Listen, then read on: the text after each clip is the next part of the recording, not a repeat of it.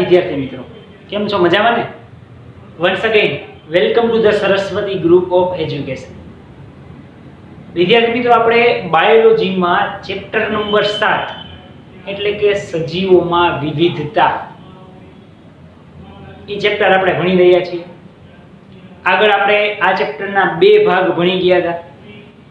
પહેલો ભાગ જે હતો એ ઇન્ટ્રોડક્શનનો આખો પોર્શન હતો. યાદ કરો બાળકો કે એમાં શું કામ સજીવોમાં વિવિધતાની જરૂર પડી, શું કામ એને અલગ અલગ ભાગ પાડવા પડ્યા. ત્યારબાદ બીજો ભાગ હતો, એમાં આપણે એરિસ્ટોટલે જે ભાગ પાડ્યા હતા એ જોયા, પણ એ રસ્તો એનો સાચો નહોતો. સ્થળજ, જલજ ને ખેચર એમ 3 ભાગમાં ડિવાઈડ કર્યા એને, પણ એમાં પણ થોડી ખામી હતી. જેમ કે માછલી, તારા માછલી એટલે કે સ્ટારફિશ, શાર્ક, વહેલ, આ બધું રે પાણીમાં છે. વસવાટ એનો એક સમાન, પરંતુ એના બીજા અલગ અલગ ગુણધર્મોમાં ભિન્નતા જોવા મળતી હતી. બીજા કેવા એના અલગ અલગ ગુણધર્મોમાં ભિન્નતા જોવા મળતી હતી. આ વસ્તુ આપણે જોઈ ગયા. એટલે સમૂહમાં ચાલુ કર્યું. વનસ્પતિનો આખો સમૂહ અલગ, પ્રાણીનો આખો સમૂહ અલગ, એમાં છિદ્રકાયથી છેક આપણે જોવાની હતી ચર્ચા. છિદ્રકાયથી આપણે ચર્ચા ચાલુ કરી દીધી, બરાબર. પછી આપણે કોષ્ઠાંતરી સમૂહ જોયા હતા. આ બે આપણે જોઈ ગયા હતા. છિદ્રકાયમાં યાદ કરો શું આવ્યું હતું આપણે? યાદ છે? યસ, છિદ્રકાયમાં આપણે બાળકો ભણી ગયા હતા કે એના શરીરમાં નકરા કાણા કાણા છિદ્ર હોય. ઈ ખાલી શોખના નહોતા. યાદ આવ્યું? એમાંથી હવા, ખોરાક, ઓક્સિજન આ બધું એમાંથી અવર જવર થતી. પછી કોષ્ઠાંતરી આપણે જોઈ ગયા હતા, બરાબર. એકલા રહીએ, સમૂહમાં રહીએ, હાઇડ્રા, આ યાદ આવ્યું? એ આપણે બધું જોઈ ગયા હતા. પ્રવાળ હાઇડ્રા પાર્ટ 2 માં આપણે જોઈ ગયા હતા. હવે બાળકો, આજની શુભ શરૂઆત આપણે કરવાની છે પાર્ટ 3, અને આજનો આપણો પહેલો સમૂહ છે પૃથુકૃમિ સમૂહ. જો આ ભાગ જો, વસવાટ, જીવન પદ્ધતિ, શરીર, સ્નાયુ, સમિતિ, દેહગુહા, ઉદાહરણ. શરીર, ગર્ભસ્તર, સમિતિ, આયોજન, જીવન પદ્ધતિ, ઉદાહરણ. શરીર ગુહા, ઉદાહરણ. વસવાટ, ગર્ભસ્તર, સમિતિ, શરીર ગુહા, શરીરના ખંડન, અંગતંત્ર આયોજન, ઉદાહરણ. આ વસ્તુ તો કોમન જ હોય, પરંતુ ઉદાહરણ છે તો આ પૂછ્યું છે તો એના કયા ઉદાહરણ આવે, આ પૂછ્યું છે તો એના ઉદાહરણ કયા આવે, આ પૂછ્યું છે તો એના ઉદાહરણ કયા આવે, એ તમારે યાદ રાખવું પડે. અને એમાં કાંઈ અઘરું નથી. જેવા નામ એવા જ ગુણધર્મ છે. એ બધા સમૂહ આપણે જોઈ ગયા હતા. તો બસ એની જેવા જ આપણે બાળકો બીજા સમૂહ જોવાના છે. એમાંનો આપણો આજનો એટલે કે પાર્ટ 3 નો પહેલો સમૂહ છે પૃથુકૃમિ સમૂહ. તો એનો વસવાટ જોઈએ આપણે. તો કે વસવાટ ક્યાં હોય?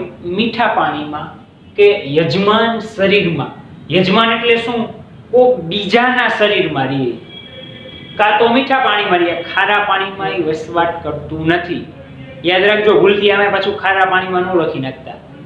અત્યાર સુધી આપણે બે વસ્તુ આવી, ખારા પાણીમાં અને મીઠા પાણીમાં, આગલા બેમાં, કોષ્ઠાંતરીમાં, છિદ્રકાયમાં. આમાં જો ખારા પાણીમાં, દરિયામાં નથી, કા મીઠા પાણીમાં એટલે કે તળાવ કે વગેરેમાં, અને કા તો યજમાન શરીરમાં. યજમાન શરીરમાં એટલે બીજાના શરીરમાં. જીવન પદ્ધતિ, મુક્ત જીવી કે અંતઃપરોપજીવી રીતે એ જીવન ગુજારે છે. જો એના એક્ઝામ્પલમાં જ ખબર પડી જાય. પ્લેનેરિયા, યકૃત કૃમિ, પટ્ટીકીડો, એટલે આ બધા એક પ્રકારના બેક્ટેરિયા છે. બેક્ટેરિયા હંમેશા શું હોય? કાં તો પાણીમાં હોય, કાં તો બીજા કોકના શરીરમાં અંદર રહે અને એને રોગનું ઘર બનાવે. તો એ જ છે યજમાન શરીરમાં. શરીર રચના એની જે છે એ 3 સ્તરોથી વિભેદિત થયેલું હોય, તેથી તેમને ત્રિગર્ભસ્તરીય કહે છે. એમના શરીરની રચના કેટલી હોય? 3 સ્તરથી બનેલું હોય, તેથી તેમને ત્રિગર્ભસ્તરીય કહેવામાં આવે છે. શું કહેવામાં આવે છે? ત્રિગર્ભસ્તરીય. ત્યારબાદ આયોજન. તો કે પેશીઓનું નિર્માણ અને કેટલાક અંગો બનેલા હોય છે, એ એમના શરીરમાં બની જાય. પેશીઓનું નિર્માણ થવા માંડે અને કેટલાક અંગો બની જાય. એમાં શરીરનું આયોજન આવી રીતના હોય. દેખાવ તો કે પૃષ્ઠ અને વક્ષ બંને બાજુએ ચપટા અને પૃથ્વો હોવાથી, પૃષ્ઠ એટલે કે આગળ અને પાછળ બેય બાજુએ બાળકો ચપટા અથવા તો પૃથુકૃમિ હોવાથી આ સમૂહને કેવો સમૂહ કીધો? પૃથુકૃમિ સમૂહ. હવે તમને એમ થાય પૃથુકૃમિ એટલે કેવા? તો કે સિમ્પલ કાગળ જેવા. જો આવા દાખલા તરીકે આ આવું છે, ચાલો આ એક પ્રકારનું શરીર છે, આને હું દબાવી દઉં તો આવું બની ગયું કાગળ જેવું. સાવ જો સાવ પાતળું ચપટું એ આવા જ હોય. એની આકૃતિ પણ જુઓ તમારી બુકમાં, સાવ એવા છે.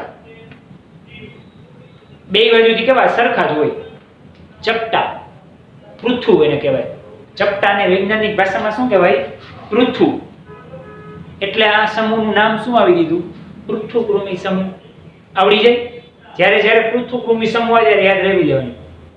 બીજું બાળકો, આ સમિતિ જે છે ને, સમિતિ એ ખાસ યાદ રાખજો, બધાયમાં આવશે.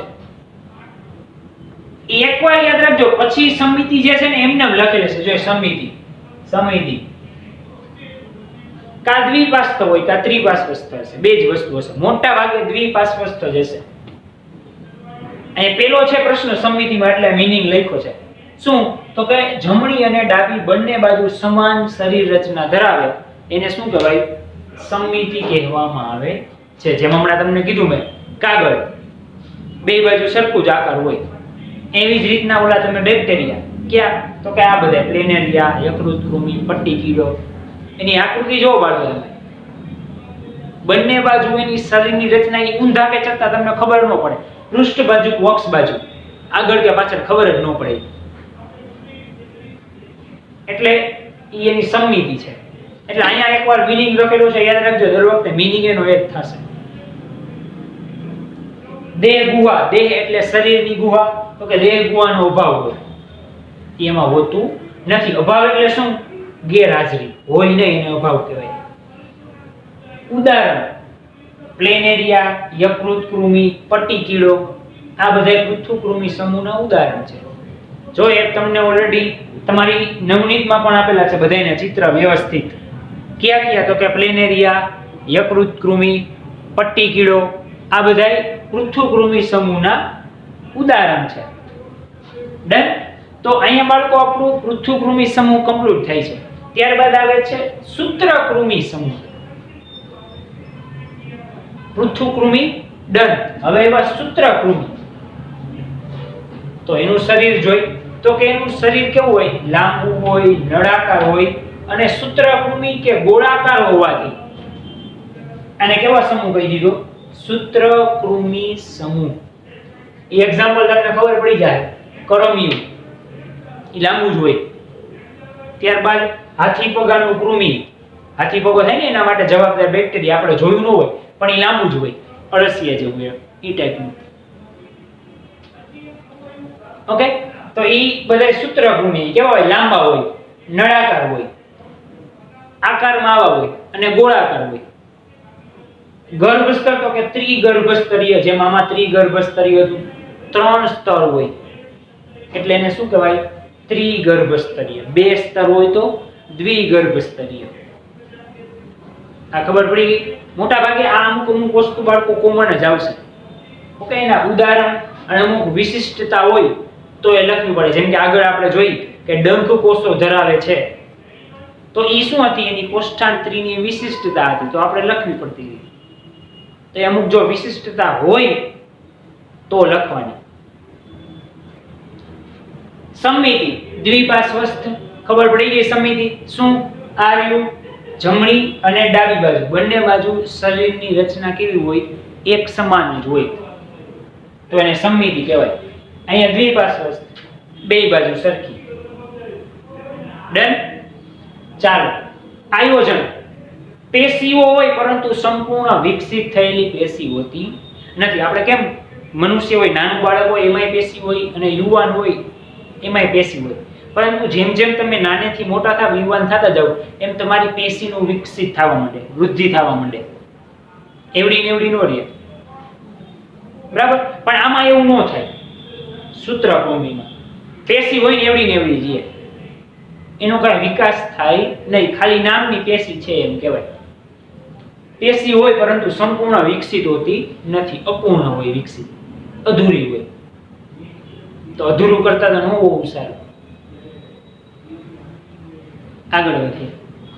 જીવન પદ્ધતિ.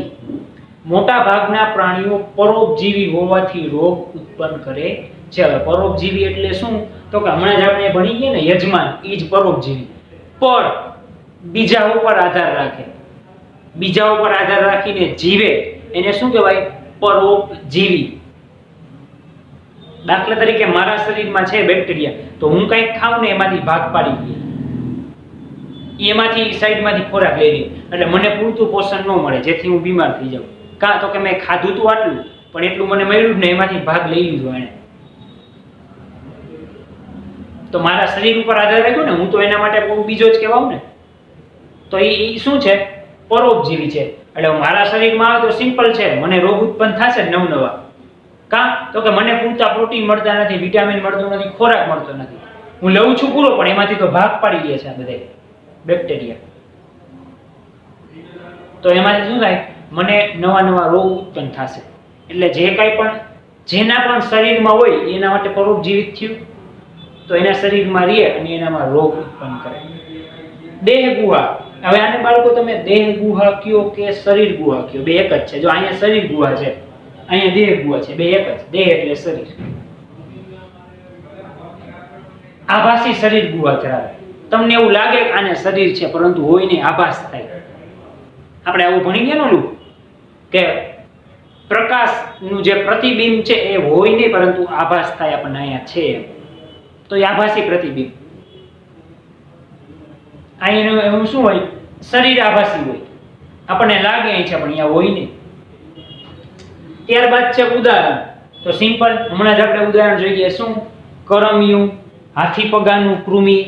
હાથી પગાનું કૃમિ એટલે તો કે જે હાથી પગો થાય એના માટે જે જવાબદાર બેક્ટેરિયા છે બાળકો, એને કહેવાય હાથી પગાનું કૃમિ. એને શું કહેવાય? હાથી પગાનું કૃમિ. તો આ બધા કેમ આવે? સૂત્રકૃમિમાં આવે. એટલે જો હાથી પગો છે ને, જો બાળકો એમ પગ જાડો ને જાડો રહે.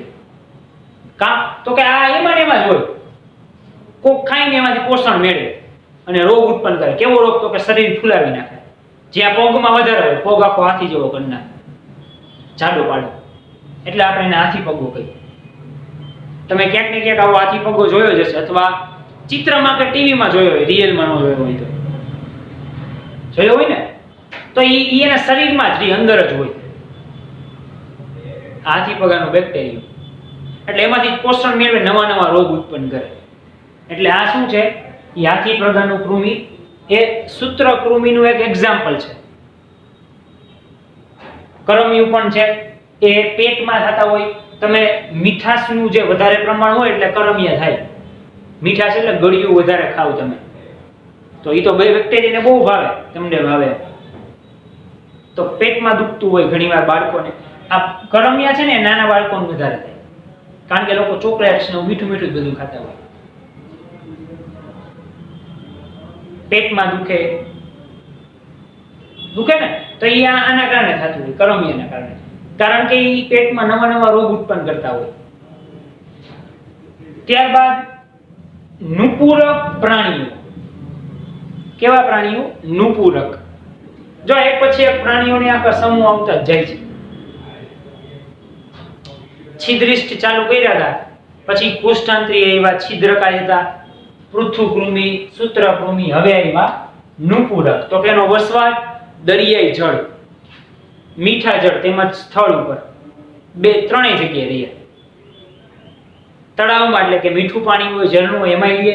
દરિયામાં ખારું પાણી હોય તો એમાં રહે. ગર્ભસ્તર, ત્રિગર્ભસ્તરીય. કેટલા સ્તર હોય? 3 સ્તર હોય. એટલે આપણે એને શું કીધું? ત્રિગર્ભસ્તરીય. સમિતિ, દ્વિપાર્શ્વસ્થ. અહીંયા હતી જો, મોટા ભાગે બાળકો સમિતિ છે ને લખી જ નાખવાની, દ્વિપાર્શ્વસ્થ. જો આપણે આ પ્રશ્નથી સમિતિ ચાલુ થઈ, આમાંય દ્વિપાર્શ્વસ્થ, આમાંય દ્વિપાર્શ્વસ્થ, આમાંય દ્વિપાર્શ્વસ્થ. જે ચેન્જ હશે અહીંયા હું તમને કહીશ. બાકી સમિતિ મોટા ભાગે કેવી આવશે? દ્વિપાર્શ્વ સ્થ જ આવશે. એટલે શું તો કે જમણી અને ડાબી બાજુ સરખા હોય, ફેર ન હોય. શરીર ગુહા અથવા ને તમે દેહ ગુહા પણ કહી શકો. સાચી શરીર ગુહા યુક્ત દેહ જોવા મળે છે. રચના તો કે સાચા અંગ નિર્માણ પામે છે અને તેમાં ભિન્નતા જોવા મળે છે. એમાં ઓની જેમ ન હોય, એમાં અંગ ઘણા બધા અલગ અલગ પ્રકારના નિર્માણ પામતા હોય, બરાબર. અને એમાંય પાછું શું હોય તો કે અલગ ભિન્નતા જોવા મળે, જુદાપણું જોવા મળે. ખંડન, હવે જો બાળકો આ શબ્દ ઉપરથી જ ખબર પડી જાય. ખંડન, ખંડ, ખંડ એટલે શું થાય? ઓલા એશિયા ખંડ એની વાત નથી. ખંડ એટલે થાય ભાગ. સપોઝ કે આમ આ પેલો ખંડ, આ બીજો ખંડ, આ ત્રીજો ખંડ, આ ચોથો ખંડ, આ પાંચમો ખંડ. ઓલા હતા રાજા જમાનાના ઓલા ખંડ હતા ત્યારે એના મહેલ હતા એના. આપણે હવે ફર્સ્ટ ફ્લોર સેકન્ડ ફ્લોર એવી રીતના કહીએ, પણ આપણે એને પેલો ખંડ બીજો ખંડ એમ પણ કહી શકીએ. તો આ લોકોનું શરીર છે ને આવી રીતના ખંડમાં હોય. અળસિયું તમે જોયું જ હોય. જોજો વચ્ચે વચ્ચે આમ ભાગ હશે, ભલે હોય આખું સળંગ, પરંતુ વચ્ચે આમ ટ્રેનના ડબ્બા જેવું હોય. ડબ્બો કેમ જોઈન્ટ કર્યો હોય, આમાં એના જેવું હોય. શીર્ષથી પૂંછડી સુધી ખંડોમાં હોય. શીર્ષ એટલે માથું, ઉપલું માથું, ત્યાંથી છેક નીચે સુધી પૂંછડી હોય ત્યાં સુધી આવા ખંડમાં વિભાજિત થયેલું હોય. એટલે આમાં ખંડન. અંગતંત્રનું આયોજન તો કે પાચન, પરિવહન, ઉત્સર્જન, ચેતાતંત્ર બધી જ વસ્તુ આમાં જોવા મળે. એના ઉદાહરણ તો કે રેતી કીડો, અળસિયું, જળો. જળો એટલે પાણીમાં રહીએ ને એટલે જળો કહેવાય. જળ એટલે પાણી, એમાં રહીએ એટલે એને જળો કહેવાય. પરંતુ આમાં બાળકો તમે આ વસ્તુ જોઈ હશે, અળસિયું ચોમાસામાં નીકળે. આ બે તો બહુ ઓછા જોયા હોય, પરંતુ તમારી બુકમાં આપેલા છે. પણ તમે સાચા છે ને એ અળસિયાને જોયું જ હોય. તમારી ઈ ચોમાસાની જે ઋતુ છે એમાં આપણે બધા ક્યાંક ને ક્યાંક એની આરે ભેગા થઈ જ જતા હોય, બરોબર. તો એનું તમે શરીર જોયું એ રીતના ખંડોમાં વિભાજિત થયેલું હોય. શરીર શું હોય? ખંડોમાં વિભાજિત. એટલે એને આપણે શું કીધું? ખંડન. ડન. તો અહીંયા બાળકો આપણું નુપુરક પણ કમ્પ્લીટ થઈ છે. નુપુરક એટલે ખંડ યાદ રાખવાના. અળસિય બાળક એટલે આપણે યાદ આવી જાય. ખંડન આમાં પોઈન્ટ કરવાનું છે. આ બેમાં જો કે ખંડન નહોતો આવ્યો, આમાં આવ્યો, કારણ કે આના શરીરમાં એવું ખંડન જેવું હતું જ નહીં. આમાં ખંડની જેમ શરીર છે એટલે ખંડન આવ્યું. ડન.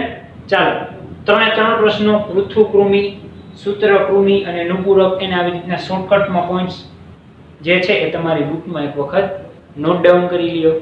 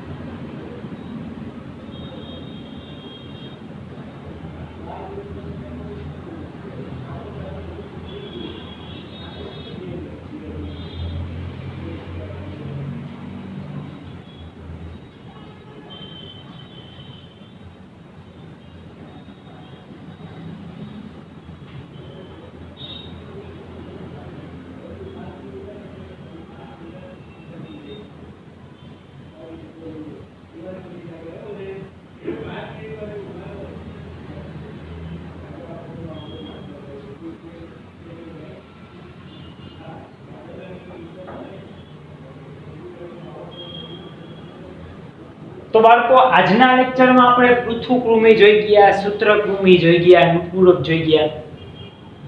બરાબર. આ વખતે તમને ત્રણ વ્યવસ્થિત સમજાઈ ગયા હશે. અમુક વસ્તુ તો કોમન હોય, જેમ કે સમિતિ ત્રણેયમાં હતી કોમન. વસવાટ હોય, જીવન પદ્ધતિ, શરીર ગુહા એટલે કે દેહ ગુહા. ઉદાહરણ આ પોઈન્ટ તો આંખ મીચીને લખી જ નાખવાના કે આટલા પોઈન્ટ તો આવે છે. પછી અંદર શું લખવું ને બાળકો એ તમને ખાસ યાદ રહેવું જોઈએ. પછી આમાં એવું ન થાય પૃથુકૃમિનું સૂત્રકૃમિમાં, સૂત્રકૃમિનું પૃથુકૃમિમાં આમાં મિક્સઅપ થવાની શક્યતા બહુ જ.